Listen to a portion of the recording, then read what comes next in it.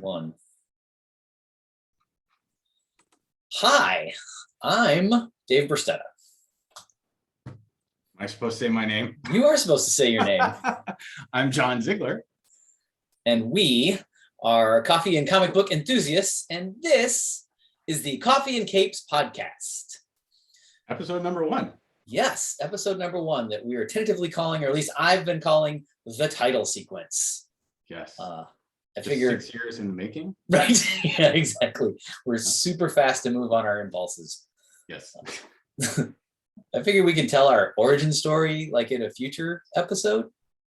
But I just want to say that, look, I'm well aware that the universe is totally longing for 2 more middle-aged cishet white dudes to weigh in on geek culture. And damn it, we are here to fill that void.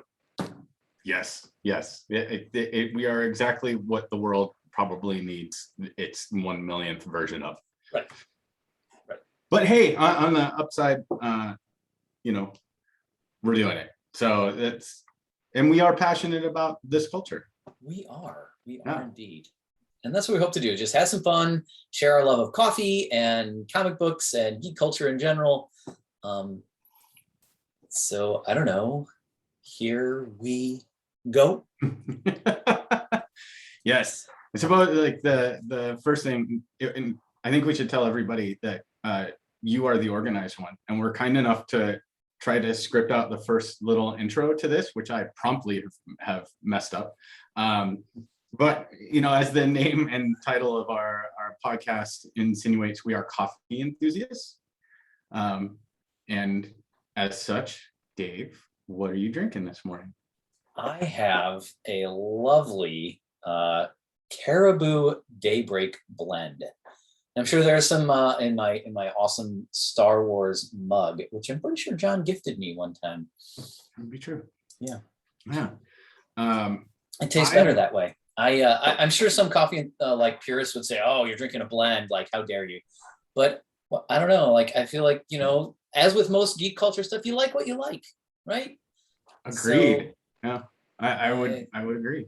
Yeah, I like that medium roast. I'm a huge fan of Caribou coffee. Like, it was a super sad day. I don't know when it happened. I was thinking maybe it was 2014. I think it's probably more like 2010 when all of the Caribou coffee shops closed here. Like, that was a super sad day for me. I am not a Caribou coffee fan. Oh, I'm sorry. This deal is over. We can't be friends. I did not. How am I just learning this? I don't know. We've never really discussed Caribou coffee.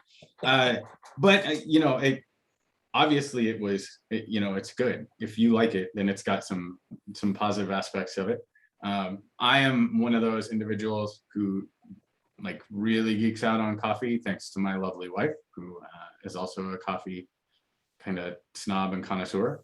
But I am also the sinner of the coffee world, as I put flavored creamer in my coffee. And you want to be our latex salesman.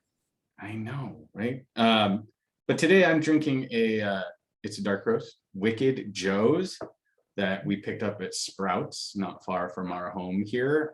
It also has a coffee bomb in it, which is something that we discovered, which is it makes it into like a bulletproof coffee. It uses some fats, some healthy fats, and a little bit of cocoa in it, and it's supposed to be really good for you. We've enjoyed them now for a while. They're made by a friend of mine's business called Ladybird Provisions out of Austin, Texas. A little shout out to Nicole.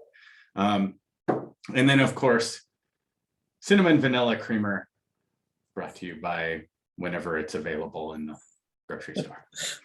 Right. So, I mean, that sounds delicious, actually, other than the creamer part. Yeah. I'm a almost strictly just black. Every once in a long while, maybe put a little bit of milk in an afternoon cup of coffee, but I'm pretty much 97% of the time just straight black. But the coffee bomb, there's not butter in that. Like, I remember when that was a thing, right? When people were like putting butter in their coffee. It's like MCT oil, and collagen protein, and a couple other things. You can get plain versions. It seems like it's butter, but it's not. But you can get plain version, you can get a vanilla version, you can get a cacao version, you can get and they're designed to help you kind of wake your brain up a little bit as well. They're really good. You can probably pick them up at Mariano's out there. That's where we used to get them, is Mariano's out in that area. So check it out. If you can't find them, let me know. I'll see if we can't figure out how to get you some without them melting somewhere between. It could be a problem. right now. I live on the face of the sun, so it's warm. It's warm here too. I think the entire planet is basically the face of the sun at the moment. It is. And that seems a little more mythical than it probably actually is. And with that statement, I think we should transition into our geek culture, talking about mythical things. Yes, I agree. I prepared this thing, so I'm going to say it. So earlier I said we were enthusiasts, and I use that term purposefully. I'll tell you, I read an article earlier this year in the Chicago Tribune by a guy named John Warner, who was trying to distinguish between a critic and an enthusiast. And so a critic, quote, a critic is a combination of judge, historian, and teacher. That good criticism can help contextualize a work as part of the broader culture. Like, okay, that makes some sense, I think. Whereas an enthusiast, quote, writes about a book because it excites them and they're eager to pass the word on to others. An enthusiast need not be a Pollyanna, but the enthusiast wants the object of their enthusiasm to thrive. Oh, I like that. Yeah, I feel like that's kind of who we are, right? Like, we'll have to be critics at some point, but we want geek culture to thrive. Yeah, I really like that. And it leads into a quote that I've discovered thanks to the Apple TV show Ted Lasso. And that quote from Walt Whitman that says, "Be curious, not judgmental." And I think that's one of the key things about our love for geek culture, is that we're very curious. We've been having conversations about comic books and movies and everything in between now for years. Yeah. Prior to doing this. And one of the things I've always appreciated about our conversations is that there's always been a level of honest curiosity and a willingness to accept what other people are saying as their truth, and understand their view, their truth, without judging them as being lesser than. And I really enjoy that. And I think it goes along well with what you're talking about and being an enthusiast, and really hoping that comes through from us in our podcast. Yeah, I agree. And I love that Whitman quote too. Yeah, curiosity. Yeah, it's a great quote. Great show. Like, watch it. I know. It's on our list. It's next on our list. We're the last people in the universe to watch. I know. Everybody's saying it's so good. If anybody listening to this podcast hasn't seen that, watch it. Just watch it. It's brilliant, absolutely brilliant, heartwarming. You will cry multiple times, which is always good for this one. It's always good. Yes, so it is. Moving on to, are we ready to move on? Yeah, absolutely. Beautiful. I think, one of the things that I'm excited to talk about, as always, are movies. It gives me a good excuse to go and see them. Not that I've ever needed a good excuse to go see them. And obviously the Marvel universe expands exponentially on an annual basis. DC struggles to kind of keep up, but it looks like they are doing some very interesting things in the possible future. But the one I think that warrants the immediate discussion would be Shang Chi and the Legend of the Ten Rings, which we've both seen. Yes. So I'm curious, Dave, what's your first take on it? My first take is that I really liked it. I saw it with my son, who's 15, and I have successfully groomed to also enjoy geek culture things. So I feel like, pat on the back to me for the father win there, that we go and do that together. And we did. we did see it in a theater, which added to the enjoyment, I think. Um, I will admit that I have not read much in the comics about the character Shang-Chi, and I'm sure that throughout this, well, I'll mess up how you properly pronounce it. I'm not sure. Like I was thinking about this earlier. The name of the magical land where they go, I'm not even quite sure what that Yeah, I'm not what sure. the name of that is, and I can't remember. how to properly pronounce it. I have no idea. Um, but I think visually it was entertaining. I think it's funny. I think I mean, obviously it's important from a representational standpoint that here's a cast that's almost all Asian actors playing Asian roles, and like that stuff matters. Yeah, yeah, Agreed. agreed. But it's not just that oh well, they did a good job with that, but it felt to me like honest storytelling. Like they were really engaged in the trying to tell a story that wasn't maybe not super unique, but it was I'm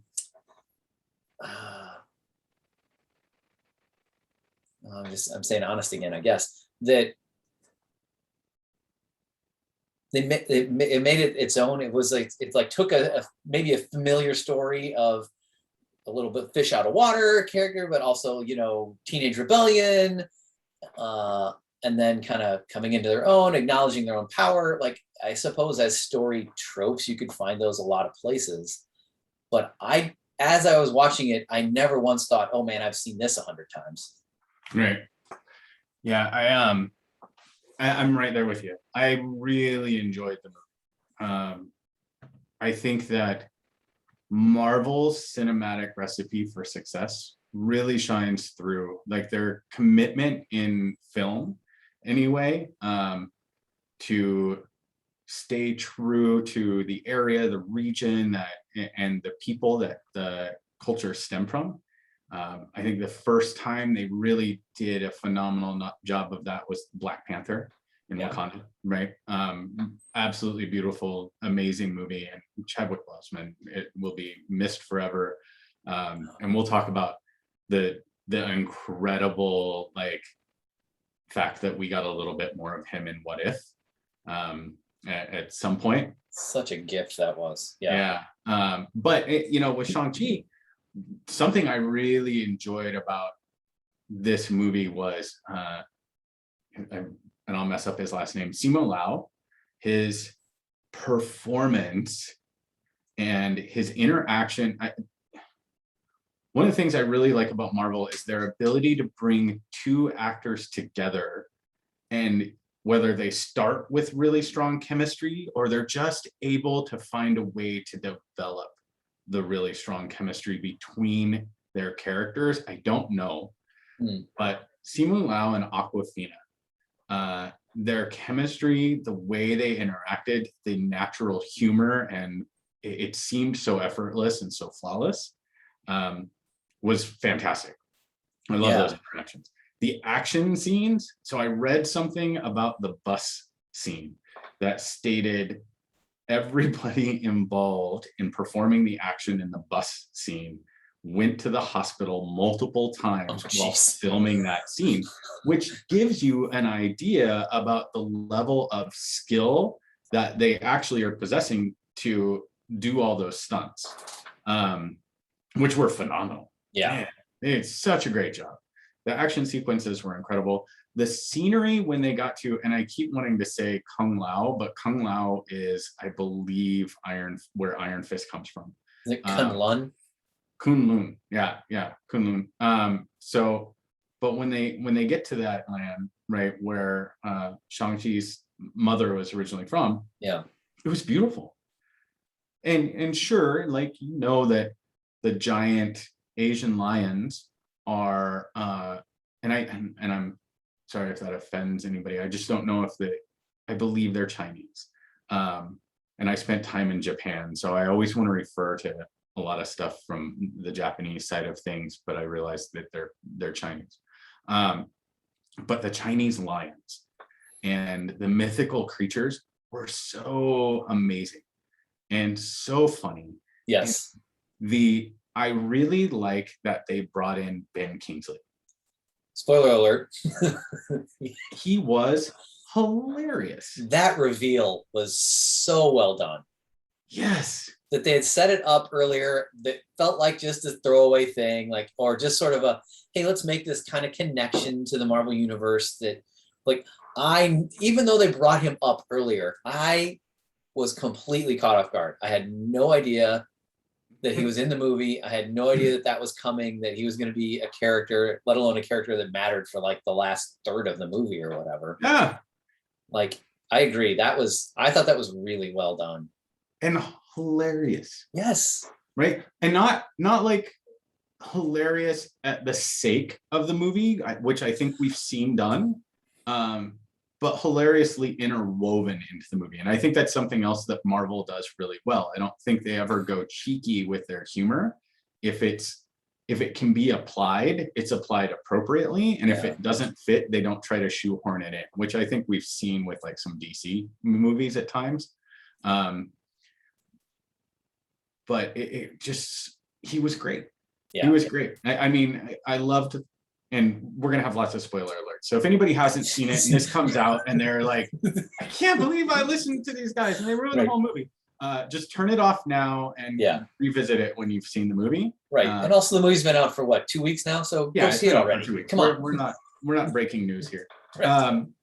But the scene with Ben Kingsley laying on the ground playing dead and his little buddy coming up, he's like, shh, no, I'm just playing dead. Yeah. Lay down with me. And he just, yeah.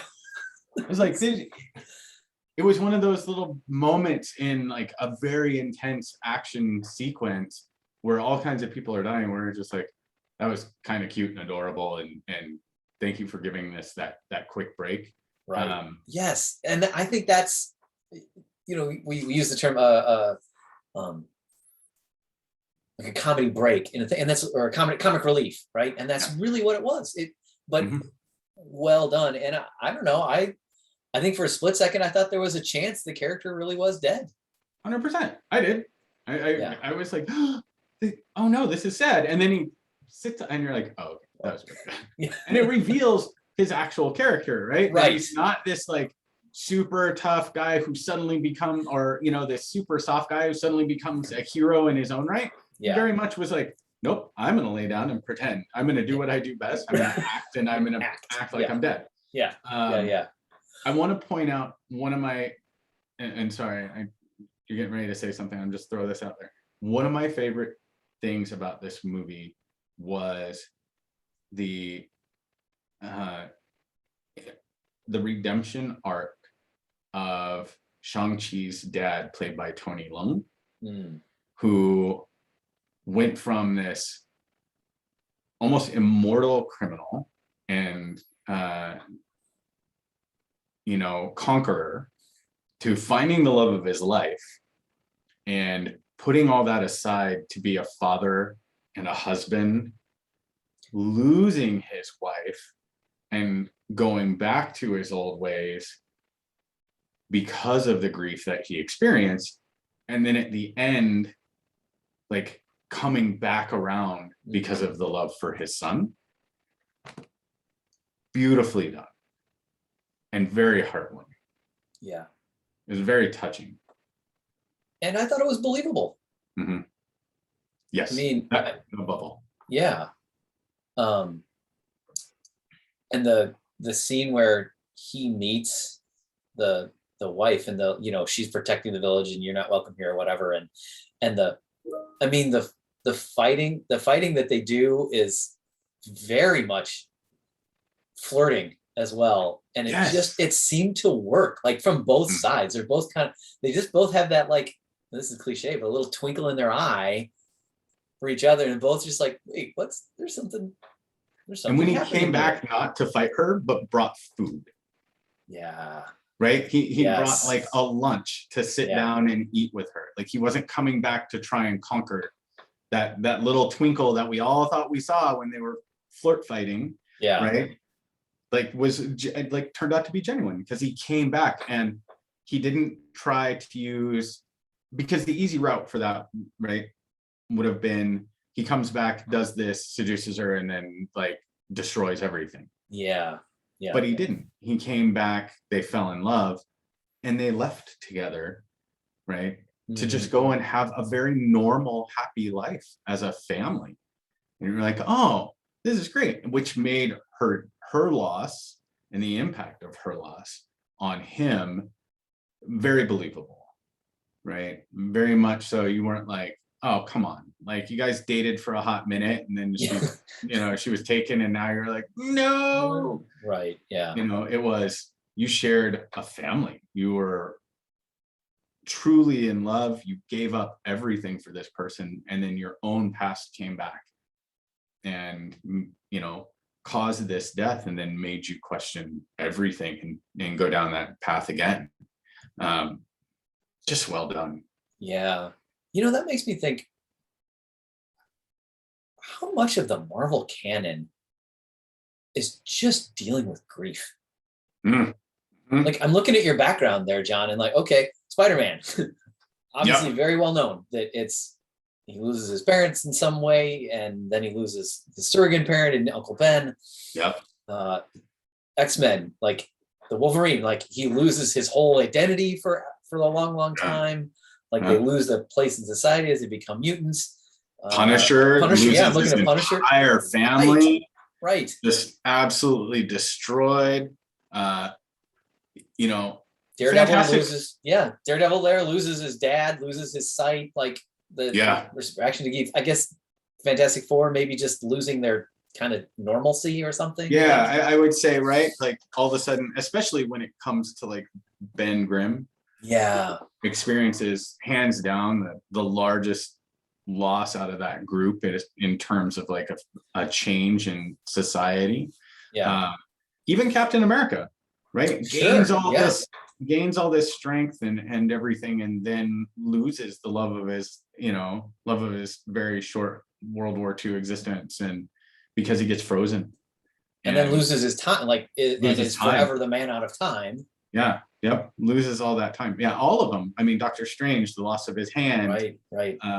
And you can trace this over to even in DC, right? Superman loses an entire planet. Batman loses his parents. Flash loses his mom. Wait. Batman loses his parents? I know. I don't think I've seen this story told anywhere. I shouldn't have spoiled that one for anybody. But Flash loses, his mom gets killed, and then his dad goes to prison for it erroneously. What's Wonder Woman lose? She leaves Themyscira, and in some versions, at least, she can't go back, right? She loses access to her hometown or homeland.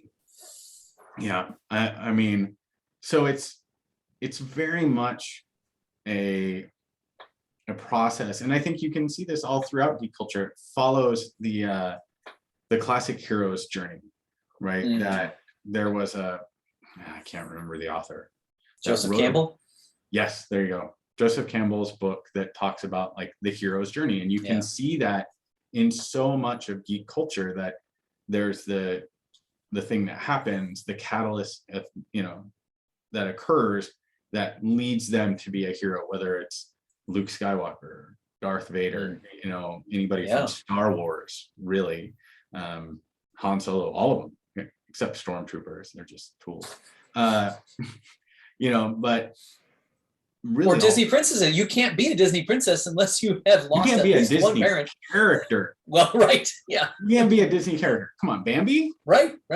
Yeah. That was one of the most heartbreaking things I ever saw as a child. Right. Walt Disney should be ashamed of like that movie being shown to very small children.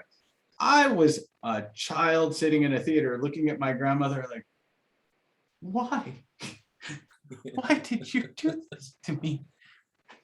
But yeah, it's you're right. It's something that exists throughout.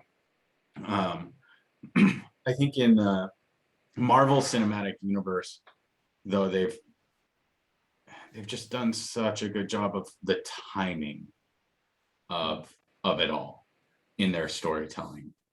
Whereas in the earlier versions of DC movies, right, the original Superman with Christopher Reeve, like Superman 1 and 2, actually, where we first got to meet like General Zod and Man, I remember as a kid watching that one going, oh, there's like 3 bad Supermen.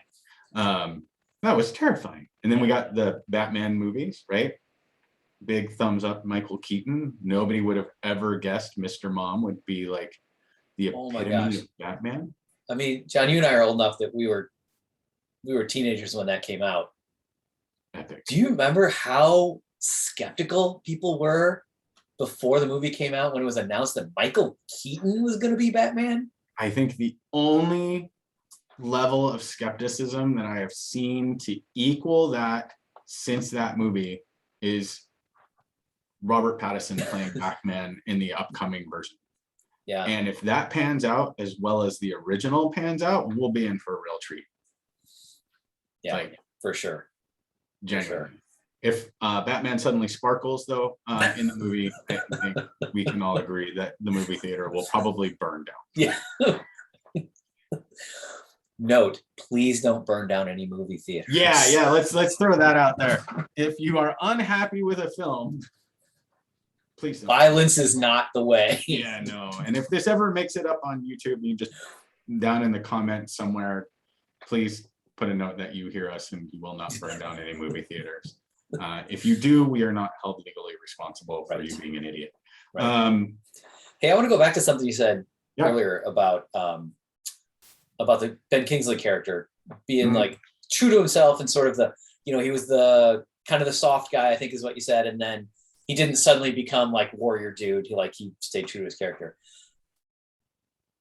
Kind of the opposite end of that spectrum for me is the Awkwafina character.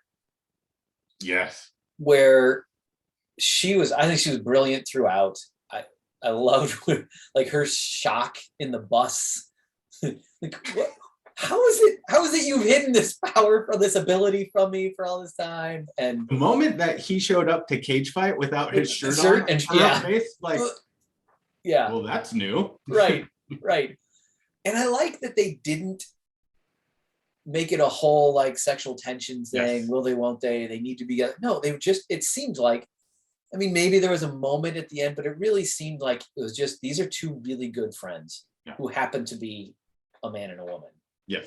Yeah, I agree. I really like that. So, but my question would be, does she really become like proficient archer in a day and a half? Like, yeah, that would be, there's in every Marvel movie and every, I think every sci-fi geek culture movie has that moment where you're like, this is a little bit of a stretch, gang.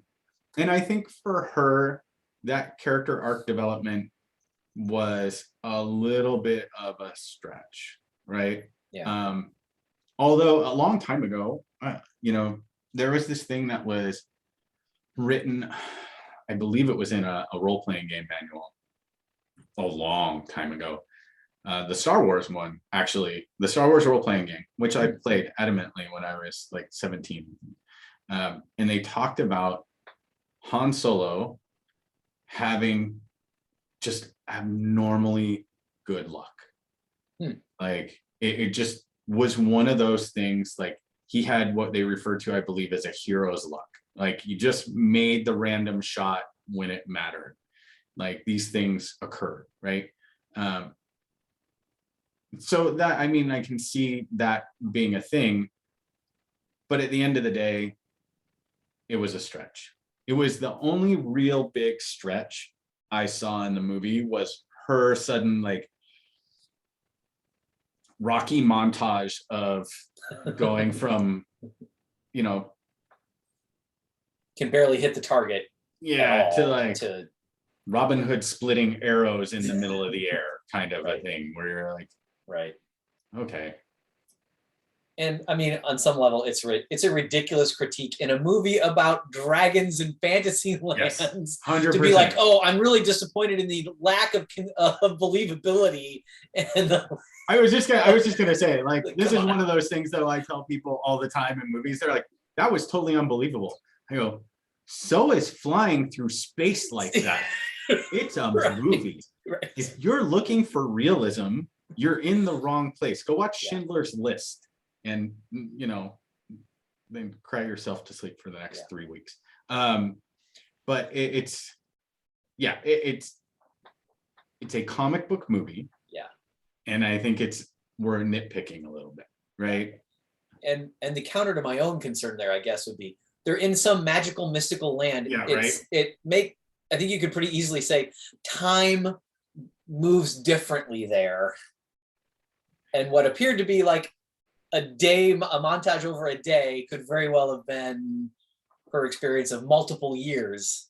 Yeah, right. It could totally be. I mean, at some point you have to move the film along, right? Mm-hmm. You can't be like, hey, 1 year This later, is how like, you notch an arrow, right? so Yeah. it took a year for the bad guys to get it together and make their way over to this magical land when they had all this, like, that becomes even bigger of a stretch, right? So I think that in this regard, you're right. Like, we were talking about a land with magic Chinese dragons, you know, all kinds of amazing things, and we're like, but does she really become a perfect archer in a day? Yeah. That's your thing. Right. Yeah. Yeah. So yeah, in all fairness, like, it's Yeah. probably, we're being nitpicky, and that's okay. Like, we can do that. It has a semi-sentient forest, for goodness sakes. Yes, that was cool and terrifying, right? all at the same time. I was like, they're gonna make a horror movie like based on this forest thing that is just gonna eat people. They probably already have, and I watched it and I can't remember. Yeah. But yeah, that's like the one thing. The scaffolding fight outside of the building, so well done. Yes. The humor in the movie, again, you know, like you mentioned, amazing. Overall, I really loved the movie, and I'm excited to see where it goes because of the end credits scenes. And the little thing, yeah, agreed. But the little thing with Wong before the speaking of end credit scene, before that, like the first appearance of Wong in the cage fight with Abomination, like, and the friendship that they apparently have, right? That apparently it's some sort of, you know, professional wrestling kind of staged fighting kind of thing. That's pretty great. Yeah, like, that was pretty cool, funny and fun. Like, I like a little. I want a nod to the larger universe in my Marvel movie. Yes, and I gotta be curious about, because Wong and the Abomination went through a portal that looked like back to Strange's house, or to, you know, wherever the library is that they all study from, and they were just having a conversation, and Wong's asking him, like, you know, you're still telegraphing that punch, like, what did I teach you about that? And it almost makes me wonder, because at the end we got to see Bruce Banner in the sling still, from Endgame, and so I don't know if that means he's healing slow, or that's how close to the end of Endgame this was. Oh, interesting. I hadn't thought about that. Yeah. Right. But are we looking at a possibility that Abomination might come in place of the Hulk as kind of the muscle of, like, whatever new team they're creating? Yeah. Because they're very clearly creating a new team. Right. That is very obvious. And in the comics, there is an Avengers team that has Shang Chi as part of it. So, you know, it'll be interesting to see where it all goes. I think we'll get some answers with Doctor Strange and the Multiverse of Madness. When that comes out, that's supposed to give us some more information. I'm excited. We're going to get a Captain America with Sam Wilson. Oh, so good. I can't wait for that. Yeah. And anybody out there who has a negative thing to say about Sam Wilson as Captain America, just don't. Take it elsewhere. Yeah, just go somewhere else, man. Like, Sam Wilson, like, you know, and it's a great run of the comic. Yeah. Oh, his so thing from a few years ago as Captain America, like, so good. Yeah. His view on it, and they really did a good job in Falcon and Winter Soldier, like, setting that up, like how the world will treat him differently as Captain America, right? Than, you know, they did Steve Rogers. Yeah. Before we completely go down that rabbit hole, let's save that for another. That's a whole other episode, I think. Before we leave Shang-Chi, do you know? I don't know. I'm not familiar enough with the whole Iron Fist Kunlun version. I know there are like seven Cities of Heaven. 7 cities of heaven, right? The Kunlun's one of them. Could this 100%, yes. Could this be one of them? I was trying to make that connection, figure that out during the movie. I've read a number of the Iron Fist comics. I really like the character overall. I think, unfortunately, I think it was one of the big fails in the Marvel TV world. I just think that's a whole different conversation. But the character, the comic book, and Danny Rand and the 7 Cities of Heaven and the power of Kunlun, I believe it could very well be part of that. And I think we may see like some expansion in that. Yeah, I think that'd be a fun way for them to bring in the Iron Fist character, is if a new one that doesn't look like the tattoo was drawn on with a Sharpie. Yeah, the guy that's got a little more physicality. A little more physicality, and honestly, and then I'll say this, and then we should move into what if before we run out of time. Yeah. Not only a little more physicality, but a different air about him. Danny Rand in the comic books is a very confident, strong individual, and almost like a playboy. Yeah. He almost like Bruce Wayne. Right. Danny Rand is like Marvel's Bruce Wayne, right? They very similar things, like stupid rich, all these things, and then they can fight really well. Except his fist glows. And I was really excited to see him and Luke Cage take the screen together, and there was one episode of Luke Cage where Danny shows up, and it was like the comic books, and I was so excited. And then Defenders came out, and which was okay, but we got like the Danny from the Iron Fist show and not the Danny that went along with. I still enjoyed Defenders though. I still enjoyed Defenders. I watched that. Defenders was great. I liked the moment at the end with Jessica Jones holding on to the elevator with everybody in it, and the reaction right. Everybody like, sweet Christmas. Yeah. And the scene the episode in the restaurant, like the second or third episode, whichever one that was, where they're all like kind of meeting each other after the first fight, and they're in the room. Is that pork? No, that's shrimp or whatever. Just the whole thing. It's so great. And whatever you are, classy.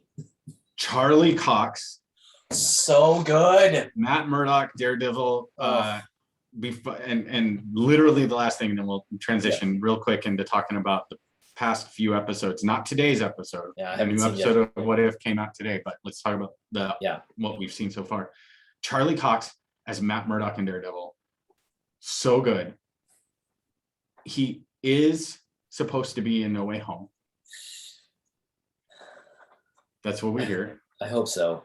I really hope so. I really hope he gets a crack at being Daredevil in the cinematic universe, because he did such a good job. He was such a good Matt Murdock and a good Daredevil. And it's not very often that you find someone that nails both the alter ego and the hero ego, all in like so well. He just did such a great job. Ooh, that should be a future episode we do, like talking about different versions of character, like who's done that well, which actors have done one version of a character well, and who's on that list for doing both the hero part and the secret identity. Right away. Yeah, right. I know. Yeah. I also wonder, we should do an episode on characters that should have had their secret identity guessed in like page 1 of a comic. Yes, or just how dumb for the most part the idea of the secret identity is. Yeah. Anyway, I'm gonna pick on Superman in that one. Yeah, right. Anyway, I've got glasses on. I'm a completely different person. Right. That's like me. Like, right. Oh my God, where'd you go? Who are you? Oh, thank God, John, you're back. It's all right. Oh, it's fine. All right. Okay. So let's talk about what if. We got like 10 minutes before we should wrap this up. But the first episode, I think universally everybody kind of agrees. The first episode was like trying to just kind of rework the original Captain America First Avenger and like condense it down into a half an hour. Although I still enjoyed it. I still And enjoyed it looked amazing. It looked, the artwork, fantastic. The What If series artwork is legit. Like whoever they have penciling and creating that for them is like bravo. Like, we're gonna have to look it up and give them a shout out. Yeah. So the first episode, okay. Yeah. Enough that I watched it. Big shout out to like Peggy Carter's turn as Captain Carter. The Steve Rogers turn is, the Hydra Stomper. It was pretty cool. Yeah. And I really enjoy the fact that in What If they're doing their level best to get voice actors for the characters of the people that actually played the characters. So we got like Samuel L. Jackson to play Nick Fury. We got Jeremy Renner as Hawkeye. Yeah. We got, we didn't get Chris Evans to be Cap. But a lot of the other ones are there. A lot of the other ones. Emily Van Camp in later ones, and Benedict Cumberbatch. Oh my gosh. Let's save that one for last. All right.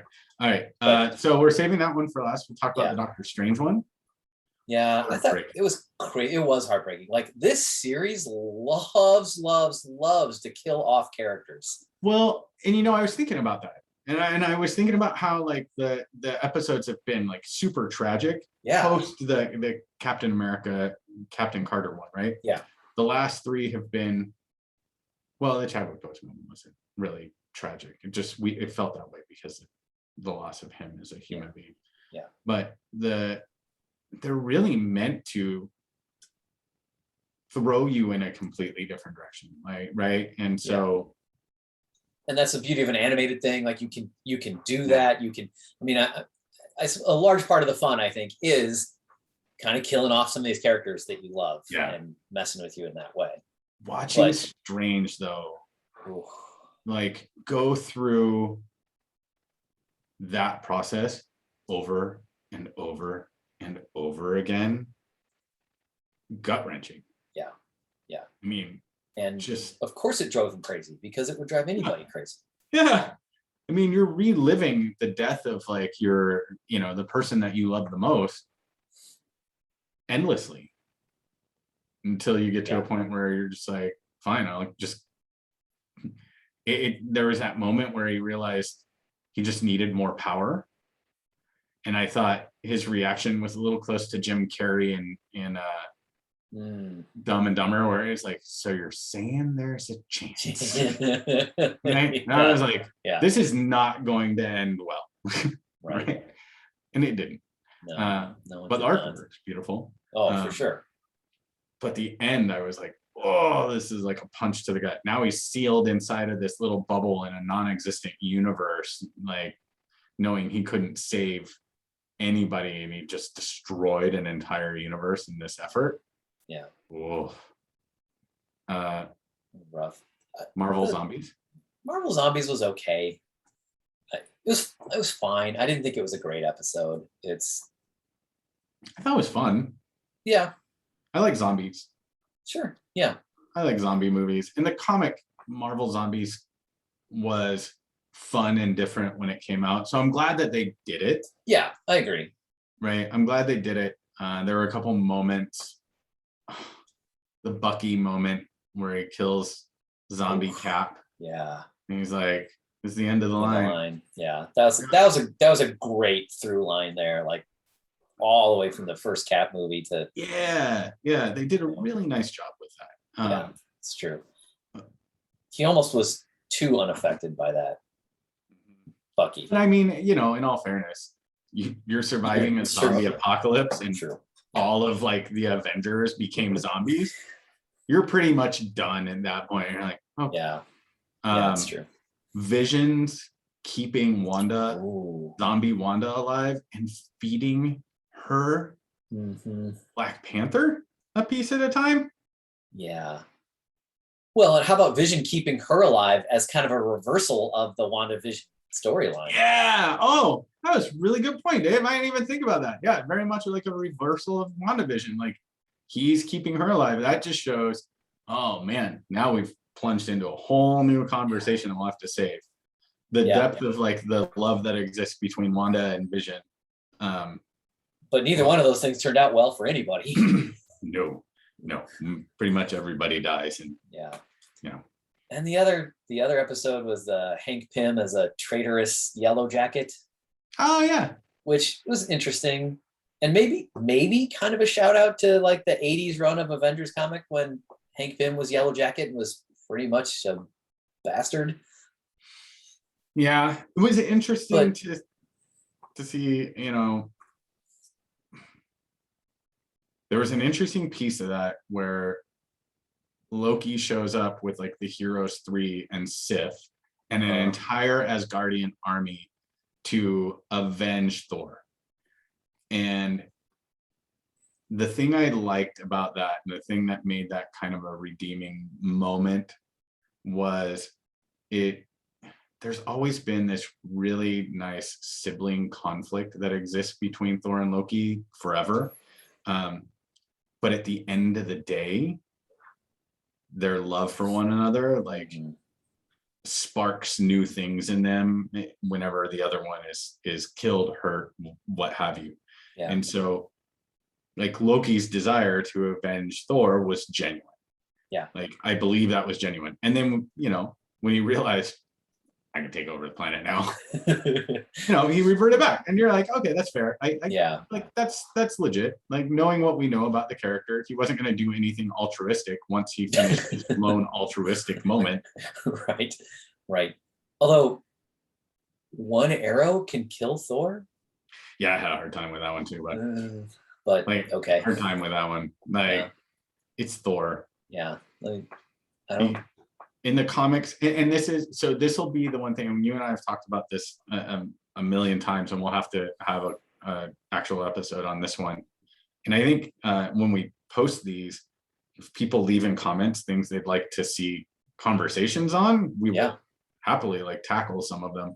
But I think in an episode we should do is the depowered, overpowered like moments of heroes, and who suddenly gets like ramped up and who gets dialed back, and where that has like changed things. And we've talked about that, Thor being one of those like such huge fluctuations in power. Like massive fluctuations. Like one moment he flies up to the sun and like is right face to face with it and lets Sentry's body go into the sun and burns up. And then the next minute he dies by an arrow. And right. Well, in the one comic, he flew into the sun. Yeah, he flew into the sun to get Mjolnir. To get healed or something. Yeah, right. Right. But he flew which into the sun. Which was super cool, but then anyway, Yeah. All right. So probably dude, the T'Challa episode was everything. I would say is hands down a mutual favorite. One, it was the one, I want to say, really heartwarming story from that we got to see. So glad to have Kurt Russell at the very end. That was great, as Ego like coming to find Peter. Not good for the planet, but but T'Challa and the fact that his positive like attitude and kind heart and goodness is just like the level of goodness had such an impact across some of the most notorious people in the galaxy. Freaking Thanos, man. Like Thanos. And but it's efficient. Right. So over and over the conversation that he had. He's like, but it's efficient. Big guy, I think it's still called genocide. Yeah, that sounds an awful lot like genocide. Josh Brolin in that role throughout that episode, it was so good. Right. It was so good. Like everybody was so good. But to be able to have, and I didn't see that coming. I had no idea they had finished those episodes, like some of those episodes that long ago.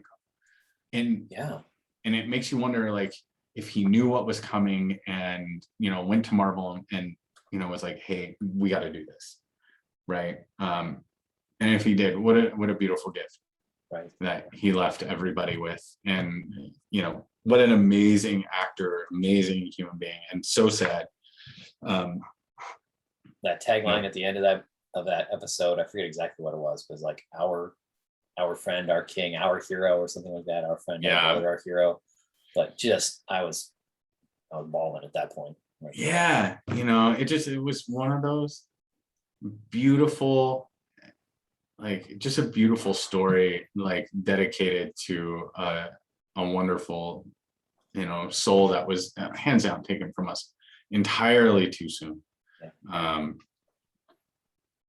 And I mean, just to really provide, I think, an example of, what everybody kind of saw is like probably one of the defining moments of who he was as a human being, as a character, like, Chadwick Boseman, was the he wanted to see Shuri take up the mantle of Black Panther in the next Black Panther movie. Like, he was advocating for them to let her have that moment, to have that character, to have that lead, to have, that role in the Marvel universe, and to not like try and bring somebody else in to like recast or something like that. It just really, I think it showed a lot of like who he was as a human being. Yeah. Right. Yep. Interesting about Chadwick Boseman. I'm watching the FX series Justified with Timothy Olyphant and Walton Goggins. Great show based on Elmore Leonard's novel Fire in the Hole. There's an episode with Chadwick Boseman. Really? Yeah, season 1. Oh, okay. Season 2. I can't remember the episode. It's probably 3 or 4. I don't know, but look it up. He plays like a street thug gangster, and it's so hard to watch that and see him in that role, because this is obviously years and years and years and years ago. Yeah. And even like his face, you're just like, no, he's too nice. Yeah. No. He's too nice. He's not going to do anything bad. He's just such a too good. Yeah, amazing episode. Sorry, I talked the whole time. Like, feel free. No, man, it's all good. You said it all. He was a beautiful soul, and we're gonna miss him. Obviously, we miss the character, but miss the human being too. Yeah, that was a man who had an impact through his art. Yeah, and he became.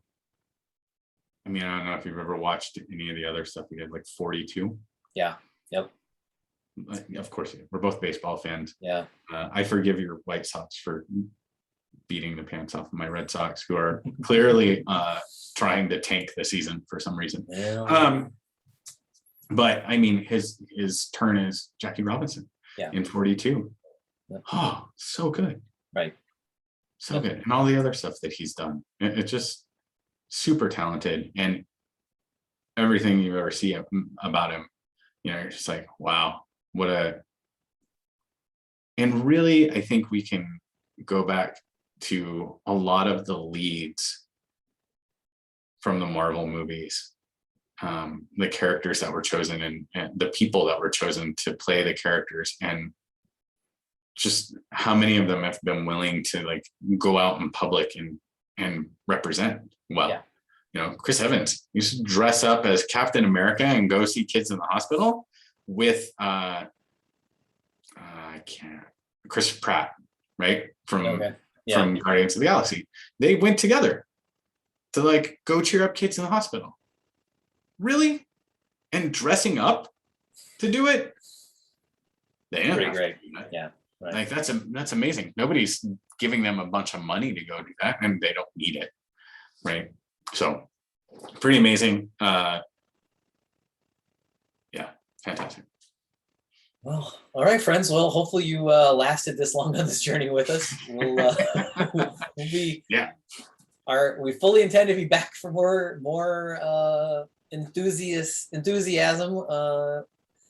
I guess until next time, this is the Coffee and Capes podcast. Bye, guys. Bye.